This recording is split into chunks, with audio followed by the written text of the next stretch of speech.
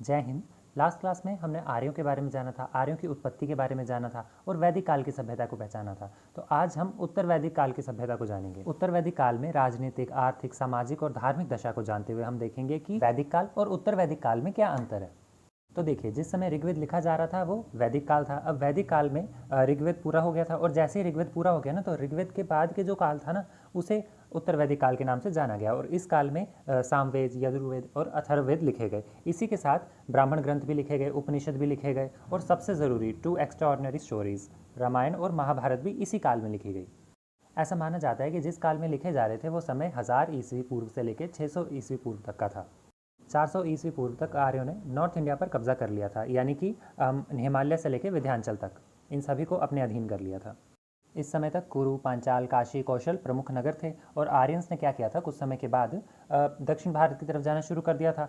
ब्राह्मण ग्रंथ जो 1000 ईस्वी पूर्व का समय का माना जाता है, तो उसमें हमें ये जानकारी मिलती है कि पांड्य, चोल और केरला में भी डायनेस्टीज़ थी। और इसके बाद आर्यंस जो थे ना, वो कहाँ पे सबसे ज़्यादा फले फूले, ये गंगा और सरस्वती नदी के मध्य तक। तो सरस्वती नदी तो थी, वैसे वो 4000 साल पहले ही विलुप्त हो चुकी थी, लेकिन फिर भी आर्यंस की जो रचनाएं हैं इसमें सरस्वती का वर्णन मिलता है। तो इतना बड़ा साम्राज्य होने के बावजूद इनकी राजनीतिक दशा कैसी थी, इसको जान लेते हैं हम। पहले वैदिक काल में जिस प्रकार की राजनीतिक स्थिति थी ना, उससे काफ़ी ज़्यादा बदलाव आ गया था उत्तर वैदिक काल में। इसमें नए नए नगर, राज्य और साम्राज्यों की स्थापना हो गई थी, जिसमें कुरु, कौशल, काशी, मगध, पांचाल, गांधार, इन सभी राज्यों के नाम विशेष रूप से लिए जाते हैं। आप मैप पे देख सकते हो। इन सब की जानकारी हमें महाभारत से मिलती है। कुरु जो था वो कुरु वंश के लोग यहाँ पे रहते थे और इसकी राजधानी हस्तिनापुर थी। पांचाल जो पांचाली है ना, जो द्रौपदी थी वो यहीं की रानी थी, राजकुमारी थी। और इसके अलावा मत्स्य, कुंती, जिसे कुंती भोज के नाम से भी जाना जाता था। तो ये सारे जो है ना, ये सारे एक ही डायनेस्टी के अंदर आते थे, वो थी कुरु डायनेस्टी। तो अब इनकी राजनीति में हमारे पास सबसे पहला पॉइंट है राजा। राजा पहले की तरह ही महत्वपूर्ण था, बस इसमें राजा को इस समय देवता के समान माना जाने लग पड़ा था। साम्राज्य में अगर उन्नति हो या दुर्गति हो या फिर फसल उजड़ जाए, खिल जाए अच्छे से, बारिश ज़्यादा हो जाए, कम हो जाए, तो ये सारी जो गलतियाँ हैं ना, ये राजा पर सौंप दी जाती थी कि आपके पापों के कारण या फिर आपके पुण्यों के कारण ऐसा हुआ है। और राज्याभिषेक के समय राजा प्रजा को वचन देता था कि अगर मुझसे कोई गलत काम हो जाए तो मैंने जितने भी अनुष्ठान किए हैं, आज तक दान किए हैं, या फिर मेरी जो संतानें हैं, इन सब हम सब का जीवन समाप्त हो जाए। उत्तर वैदिक काल में कई प्रकार के यज्ञ आरंभ हो गए थे और इसी में से राजा जो है ना, वो राजसूय यज्ञ करता था ताकि उसे राजा माना जा सके। और अगर वो सम्राट कहलवाना चाहता है तो उसके लिए वो वाजपेयी यज्ञ करता था, स्वराष्ट्र के लिए वो अश्वमेध यज्ञ करता था, विराट के लिए पुरुषमेध यज्ञ करता था और सर्वराट के लिए वो सर्वमेध यज्ञ करता था। इस समय में भी राजा के कर्तव्य वही थे जो पहले थे, कि प्रजा को न्याय दिलाना है, उनकी रक्षा करनी है और सारे कार्य प्रशासन जो है वो अच्छी तरह से चलाना है। इस समय में एक चीज़ ऐड हो गई थी कि राजा जो है ना, प्रजा से कर लेता था और कर का कितना भाग लेता था, वो आय का 6ठा भाग लेता था। राजा के बाद आते थे राज कर्मचारी। तो राज कर्मचारी जो थे ना, इनकी संख्या वैदिक काल के अनुसार उत्तर वैदिक काल में काफ़ी ज़्यादा बढ़ गई थी और इनका जो उत्तरदायित्व है वो भी बहुत ज़्यादा बढ़ गया था। इन अधिकारियों को रत्निन कहा जाता था और इसका उल्लेख हमें ऐत्रेयी ब्राह्मण ग्रंथ जो है ना, उससे मिलता है। तीसरे नंबर पर आते हैं राजनीतिक संगठन। राजनीतिक संगठन जो है ना, ये नए रूप से उभर कर सामने आए थे, क्योंकि इस समय शासन का जो विधान है ना, वो विकसित हुआ था। शासन का विधान यानी कि शासन चलाने का जो कानून प्रणाली है, ये व्यवस्था तो पहले से ही थी, बस इनके अधिकार जो है वो निश्चित कर दिए थे। जैसे कि गांव का जो मुखिया होता था उसे ग्रामीण कहा जाता था, तो ये तो वैदिक काल में भी थी। लेकिन इसके बाद 10 ग्रामी आ गए थे, यानी कि 10 गांव को मिला के उन सब का भी एक मुखिया होगा, तो उसे 10 ग्रामी कहा जाता था। ये नया पद आ गया था। फिर उसके बाद विशपति, जो विश स्टेट होता था, जिला जैसे हम कह सकते हैं या फिर स्टेट कह सकते हैं, तो वो विशपति पहले से ही था। इसके बाद एक और नया आ गया था शतद्राज्ञ, और इसके भी ऊपर अधिपति होता था और ये क्या होता था, ये ग्राम का शासक होता था। इन सभी को अपने अपने क्षेत्र में कर वसूलने का अधिकार प्राप्त था और इसी के साथ न्याय करने का भी अधिकार प्राप्त था। राजनीतिक दशा में 4th पॉइंट है न्याय व्यवस्था। तो न्याय कौन करता था, ये राजा का अधिकार होता था। राजा के अलावा इसको अच्छे से चलाने के लिए न्यायाधीशों की नियुक्ति भी की जाती थी। इन न्यायाधीशों को स्थापित कहा जाता था और गाँव में साधारण अपराध जो होते थे ना, उन पर नियंत्रण करने के लिए या फिर उन पर निर्णय लेने के लिए ग्रामवाधीन होता था। छोटे मोटे मामलों का निपटारा पंचायत में कर दिया जाता था और इसके अलावा अगर कोई बड़ा विषय है तो वो राजा तक जाता था। और जटिल से जटिल अगर समस्या आ जाए ना, तो राजा अपना मंत्रिमंडल जो होता है, जिसमें कि सभा होती थी, तो उस सभा कौन थे, वरिष्ठ अधिकारी जो होते थे, इनकी संख्या भी कम होती थी और काफ़ी ज़्यादा एक्सपीरियंस्ड होते थे, तो इन लोगों से वो सलाह लेकर निर्णय लेता था। न्याय के क्षेत्र में ब्राह्मणों को कुछ विशेषाधिकार प्राप्त थे और ब्राह्मण को मृत्युदंड नहीं दे सकते थे, क्योंकि उस समय माना जाता था कि आपको ब्रह्म हत्या का पाप लगेगा। नेक्स्ट है सभा और समिति। तो सभा और समिति वैदिक काल में भी थी, उत्तर वैदिक काल में भी थी, लेकिन वैदिक काल में ये राजा पर निरंकुश न हो जाए, राजा उस पर अंकुश लगा के रखते थे। लेकिन इस समय क्या हो गया कि अब वैदिक काल के बाद उत्तर वैदिक काल में साम्राज्य का काफ़ी ज़्यादा विस्तार हो गया, जिसकी वजह से राजा को अपनी शक्तियाँ बढ़ानी पड़ गई और इनकी शक्तियाँ कमज़ोर हो गई। इनकी शक्ति में कमी आने का एक और कारण ये भी था कि राजनीतिक संगठन जो हमने पीछे पढ़ा ना, वो अस्तित्व में आ गए थे। इसके अलावा सभा और समिति में हमने अंतर भी देखा था कि सभा जो होती है वो छोटी होती है, मतलब इसमें कम लोग होते हैं और ये राजा के ज़्यादा करीब होते हैं, और दूसरी तरफ समिति जो है इसमें बहुत सारे लोग होते थे, गाँव वालों के प्रतिनिधित्व होते थे, तो इसमें ज़्यादा लोग होते थे, जनसंख्या होती थी इसमें ज़्यादा। तो हम इस समय भी ये ऐसे था जैसा कि वैदिक काल में थे ना ये, उसी प्रकार से उत्तर वैदिक काल में भी इनकी स्थिति सेम ही थी इस मामले में। इस समय तक भी समिति का कार्य जो है ना वही था जो पहले था, कि आय व्यय के से संबंधित निर्णय लेना, संधियाँ करना, युद्ध के बारे में विचार करना, तो ये सारे अभी भी इनके पास अधिकार थे, निर्णय इन्हीं के पास रहते थे। और इसके अलावा राजा का निर्वाचन कौन करे, मतलब राजा के लिए अब कौन, जैसे कि प्राइम मिनिस्टर के लिए अगला कैंडिडेट कौन खड़ा होना चाहिए किसी पार्टी से, तो उस तरह से ये लोग निर्वाचन में भाग लेते थे। तो ये थी उत्तर वैदिक काल की राजनीतिक दशा। अब हम पढ़ेंगे आर्थिक दशा। तो उत्तर वैदिक काल के लोगों की अर्थव्यवस्था आज भी कृषि और पशुपालन पर ही आधारित थी। ये लोग क्या करते थे, कई प्रकार की फसलें बोते थे पहले भी तो अब भी, लेकिन अब क्या है उनकी संख्या बढ़ गई है, जैसे कि धान, उड़द की दाल, तिल और गेहूँ जो तो पहले भी होते थे, है ना। तो इसके अलावा जो खेती करते थे उसमें हल के आगे बैलों को जोड़ा जाता था, तो उनकी संख्या पहले 8 थी, वैदिक काल में उनकी संख्या 8 थी, लेकिन उत्तर वैदिक काल में ये 3 गुना हो गई, ये 24 हो गई थी इनकी संख्या। फसलों को उपजाऊ बनाने के लिए खेतों में ये खाद का प्रयोग भी करते थे और वर्ष में 2 बार फसल बोते थे ये लोग। पहले तो एक ही बार बोते थे ना, लेकिन अब साल में 2-2 फसलें बोने लग पड़े थे। और ऋग्वेद में इस बात का उल्लेख भी मिलता है कि पानी की व्यवस्था कहाँ से आती थी, सिंचाई की व्यवस्था। तो ये लोग क्या करते थे, कुएं से पानी निकाल के तालाब में फेंक देते थे और उसके बाद उसी तालाब से खेतों में ये लोग पानी पहुँचाते थे। इसके बाद उद्योग धंधे भी इस काल में काफ़ी ज़्यादा उन्नत हुए इनके। वेदों में हमें पता चलता है कि कैसे उद्योग धंधे जो थे इसमें स्त्रियों ने भी भाग लेना शुरू कर दिया था। स्त्रियां क्या करती थी, इस काल के लोगों को ना काफ़ी ज़्यादा रंग बिरंगे कपड़े पहनने का शौक था, तो कपड़ों को रंगने वाला काम ये करती थी। फिर चाहे हो गए कसीदा करना, तो उसका काम भी यही स्त्रियां ही करती थी। बांस से जो चीज़ें बनती थी, बांस होता है ना बैम्बू, तो उससे जो चीज़ें बनती थी उसके निर्माण में भी स्त्रियों ने काफ़ी ज़्यादा योगदान दिया, तो इन्हें बिलकारी कहा जाता था, विलकारी। इसके बाद व्यापार आ जाता है। तो उत्तर वैदिक काल में व्यापार भी काफ़ी ज़्यादा विकसित हुआ था। धनी परिवार के जो लोग होते थे उन्हें श्रेष्ठिन कहा जाता था। वैदिक काल में जो सोने के सिक्के चलते थे उन्हें निष्क कहा जाता था, और वही निष्क उत्तर वैदिक काल में भी चलते रहे। इसके अलावा 2 और तरह की मुद्राएं आ गई, एक तो कृष्णाल थी और एक शतमान थी। इसके अलावा छोटी मोटी मुद्राएं और भी चलती थी, जिनके बारे में कोई अच्छा खासा वर्णन तो हमें नहीं मिलता है, लेकिन फिर भी इस बात का पता चल जाता है कि इस समय विनिमय का जो साधन था ना, वो कोई गाय नहीं थी, वो सोने के सिक्के थे। व्यापार में साधनों की बात कर ली जाए तो यातायात के साधन जो थे वो काफ़ी ज़्यादा विकसित थे, मतलब उस समय के हिसाब से बैलगाड़ी, घोड़ा गाड़ी थे, और नदी मार्ग से भी ये लोग व्यापार करते थे। इसके बाद बात कर लेते हैं सामाजिक दशा की। तो समाज में सबसे छोटी इकाई क्या थी, परिवार, जिसे कुटुंब भी कहा जाता था। इस समय भी परिवार जो था वो पितृसत्तात्मक था, यानी कि ऋग्वेद कालीन में भी पितृसत्तात्मक था और उत्तर वैदिक काल में भी पितृसत्तात्मक समाज था। संयुक्त परिवार प्रथा जो थी वो प्रचलन में थी। इसके अलावा परिवार का जो मुखिया होता था वो ग्रह का सबसे बड़ा पुरुष होता था। अथर्ववेद से हमें पता चलता है कि परिवार की सुख शांति के लिए ईश्वर से प्रार्थनाएं की जाती थी। इसके बाद सामाजिक दशा में विवाह की बात आ जाती है। तो विवाह जो है ये पहले की तरह ही होते थे, यानी कि इस काल में भी विवाहों की संख्या 8 थी, 8 प्रकार के विवाह होते थे। और ये जो विवाह है ना, इस समय तक ये बात आ गई थी कि पूर्ण अवस्था, मतलब जब तक आप वयस्क नहीं ना हो जाते तब तक आपका विवाह नहीं किया जाएगा। समजातीय विवाह प्रचलन में थे, यानी कि अपनी ही जाति में विवाह करवाया जाता था अपनी बेटी का या बेटे का।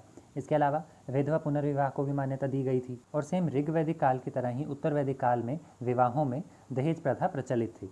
इसके बाद है स्त्रियों की दशा। तो स्त्रियों की दशा है ना, पहले की अपेक्षा थोड़ी कम हो गई थी। उनका जो आदर है वो कम होने लग पड़ा था, उनको सम्मान भी कम मिलता था। उनके द्वारा कमाई गई धन संपत्ति पर या तो उनके पति का अधिकार होता था या फिर उनके पिता का। अब ये वो समय आ गया था जब स्त्रियों को भोग विलास की वस्तु समझा जाने लग पड़ा था।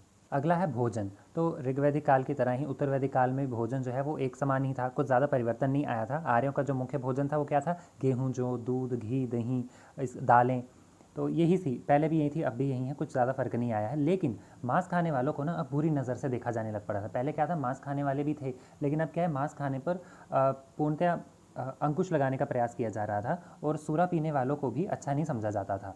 आगे है वेशभूषा। तो वेशभूषा में भी कुछ खास परिवर्तन नहीं आया था, बस ये है कि पहले ऊन का शॉल पहना जाता था, तो अब क्या है, ऊन के कपड़े भी बनने लग पड़े थे। इस काल में लोग जो थे वो काफ़ी रंगीन प्रकार के कपड़े पहनना पसंद करते थे, इसलिए रंग बिरंगे कपड़े भी अस्तित्व में आ गए थे।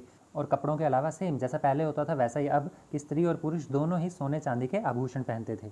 आगे है मनोरंजन। तो मनोरंजन के लिए क्या करते थे ये लोग, गीत गाते थे, पशुओं की दौड़ कराते थे, जिसमें घोड़ों की दौड़ होती थी, रथों की दौड़ होती थी, तो ये सारे एक आयोजन किया जाता था। नेक्स्ट है शिक्षा। तो इस काल में शिक्षा का मुख्य उद्देश्य क्या था, जीवन को समृद्ध और सुखमय बनाना। पहले की तरह इस बार भी गुरुकुल में ही शिक्षा दी जाती थी। मौखिक रूप से शारीरिक और मानसिक शिक्षा पर बल दिया जाता था। इसी के साथ अनेक विद्याओं की शिक्षा प्रदान की जाती थी, जिसमें कि धर्म ग्रंथ होते थे, उपनिषद होते थे। और इसी के साथ स्त्रियों के बारे में, शिक्षा के बारे में ये पता चलता है कि स्त्रियां जो है ना, वो केवल उच्च कुल की स्त्रियां ही थी जो शिक्षा प्राप्त कर सकती थी। और इनकी जो भाषा होती थी वो संस्कृत होती थी, यानी कि विद्वानों की भाषा संस्कृत थी। सामाजिक दशा में सबसे ज़रूरी हमें देखने को मिलती है वर्णाश्रम व्यवस्था। वर्णाश्रम व्यवस्था क्या थी कि उत्तर वैदिक काल की जो सबसे प्रमुख व्यवस्था थी वो यही थी। इसमें 4 प्रकार के जो वर्ण थे ये सामने आ चुके थे। 4 वर्ण कौन से? ब्राह्मण, क्षत्रिय, वैश्य, शूद्र। इन्हीं 4 वर्णों की वजह से हम वैदिक काल और उत्तर वैदिक काल का विभाजन करते हैं। इसका वर्णन हमें ऋग्वेद में मिलता है, ऋग्वेद के अनुसार ही हमें पता चलता है, और मनुस्मृति में भी इसका वर्णन मिल जाता है अच्छा खासा। तो ब्राह्मण जो थे वो कैसे निकले थे? ब्रह्मा जो है उनके मुख से ब्राह्मण निकले थे, यानी कि जो ज्ञान बांटते हैं और जो बुद्धि लगाते हैं ज़्यादा, तो वो ब्राह्मण होते थे। इनका काम क्या होता था कि ये लोग पुरोहित होते थे, राजमंत्री होते थे, शिक्षक होते थे, आचार्य होते थे, ऋषि भी होते थे। तो ये सारे काम इनके थे।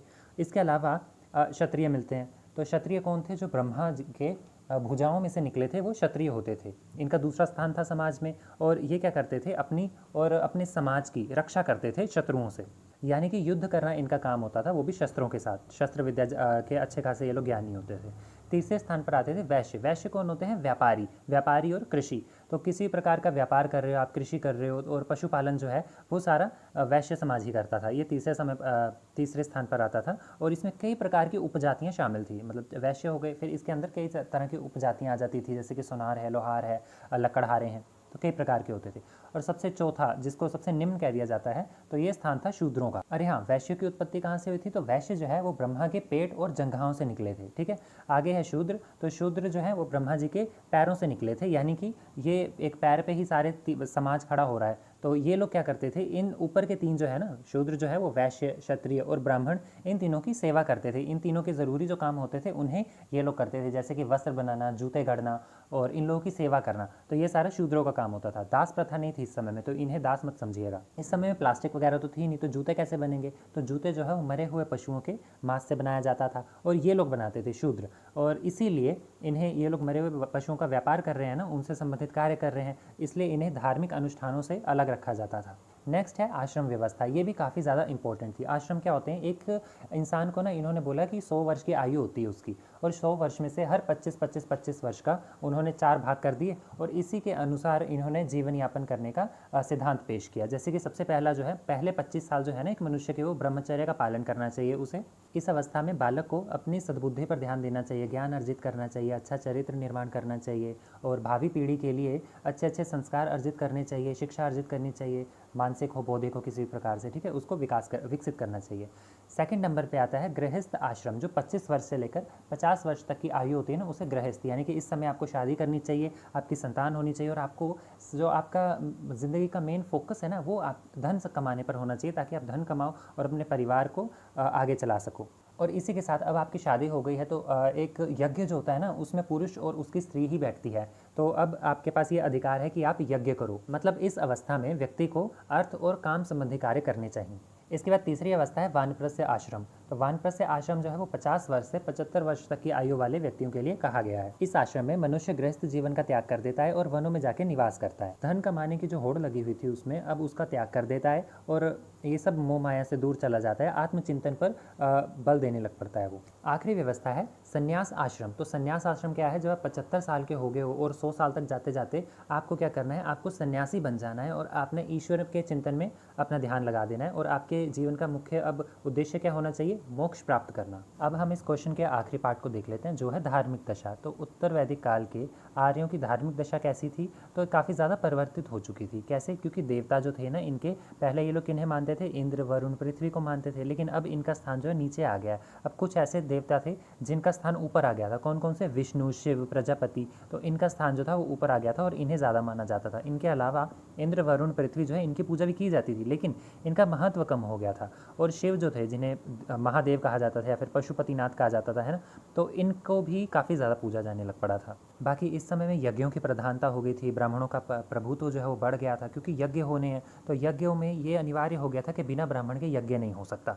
तो यज्ञों के लिए फिर ब्राह्मण तो चाहिए, तो ब्राह्मणों का प्रभुत्व बढ़ गया। इस समय में आर्यों का धर्म जो था वो काफ़ी ज़्यादा जटिल हो गया था, और इतना ज़्यादा जटिल हो गया था कि विशाल यज्ञ होते थे, और ये अनुष्ठान जो थे ना ये कई सालों तक चलते थे। ये लोग मानते थे कि यज्ञ करने से देवता प्रसन्न होंगे, हमें युद्धों में विजय मिलेगी, हमारे जो रोग हैं उनका निवारण होगा, तो और हमारी जो इच्छाएँ हैं वो भी पूरी होंगी। तो ये सारी बातें ये लोग यज्ञों से जोड़ते थे। इन यज्ञों में पशुओं की बलि देना भी आरंभ हो गया था, और यहाँ तक कि ये माना जाता था कि जब तक बलि नहीं देंगे तब तक जो हमारा यज्ञ है वो पूर्ण नहीं होगा। आगे है पुनर्जन्म और कर्मवाद में विश्वास। तो आर्य जो थे वो पुनर्जन्म में विश्वास रखते थे। इनका मानना था कि जो आत्मा होती है वो अनश्वर होती है, अमर होती है। मनुष्य मृत्यु के बाद अगला जन्म अपने कर्मों के अनुसार लेता है, और इसी के कारण कर्मवाद का सिद्धांत जो है वो आगे प्रतिपादित हुआ। आर्य इस बात पर विश्वास रखते थे कि मनुष्य ने जो अच्छे और बुरे कर्म किए हैं ना उसका फल उसे अवश्य प्राप्त होगा। नेक्स्ट है अंधविश्वास। तो धर्म में काफ़ी ज़्यादा अंधविश्वास बढ़ गए थे, जादू टोना होने लग पड़ा था, भूत प्रेत में विश्वास रखने लग पड़े थे, तंत्र मंत्र जो थे ना वो कई प्रकार के विकसित हो रहे थे। तो काफ़ी ज़्यादा अंधविश्वास फैलता जा रहा था इस समय के समाज में,